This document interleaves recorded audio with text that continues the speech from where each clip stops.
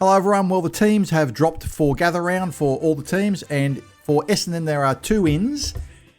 Elijah Sartis is not one of those. That is a bit of a surprise. I thought for sure he would have been picked, but Archie Perkins comes into the team and Will Setterfield comes into the team.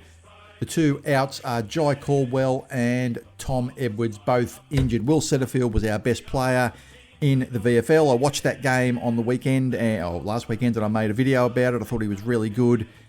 And I have to say, he probably does deserve to be playing senior football. Good on him. I like him as a midfielder. He's a good, tough midfielder.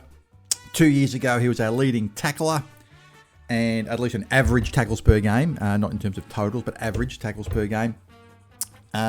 So whether this is a horses for courses approach, maybe Brad Scott thinks that Setterfield will be a good fit to take on the Melbourne midfield. Big, tough, mature bodies in there with Petrarca and Oliver, and of course Viney. Viney's the one that gets forgotten, one of their really good players, of course, in there, one of their experienced players. Maybe you think Setterfield, who has got a sort of a bigger bodied player, probably might be better suited to take on the Demons. So the team from the back line: Andrew McGrath, Ben Mackay, and Jordan Ridley.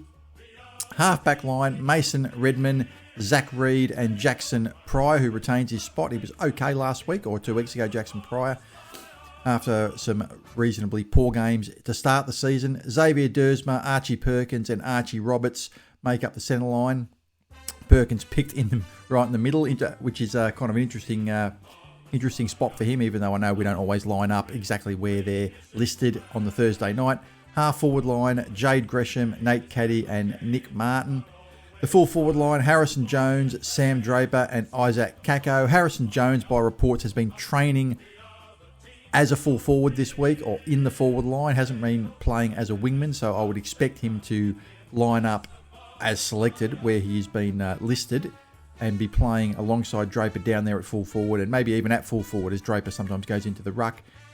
The ruck line is Nick Bryan, Merritt, and Durham, and the interchange is Hobbs, Shield, Setterfield, Menzies, and Saad El Hawali.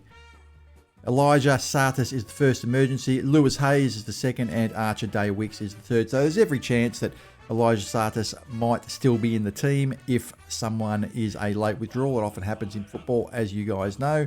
So I thought this was a pretty interesting selection. I thought for sure that Elijah Sartis and Perkins would come straight back into the team.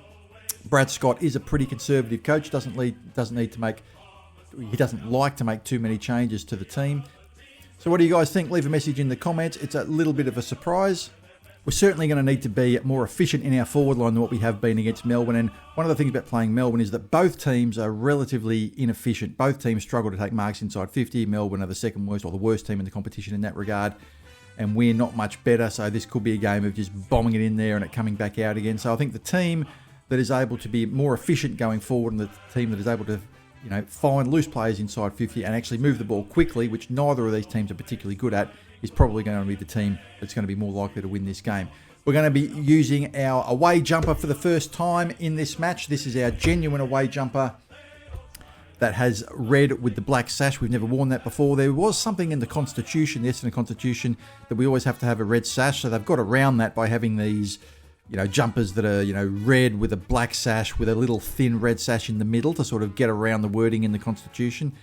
But, we've somehow got around that, and, I guess the Constitution, I don't know whether it's been torn to shreds or whatever, but look, I'm not really too worried about that. I think just common sense has prevailed.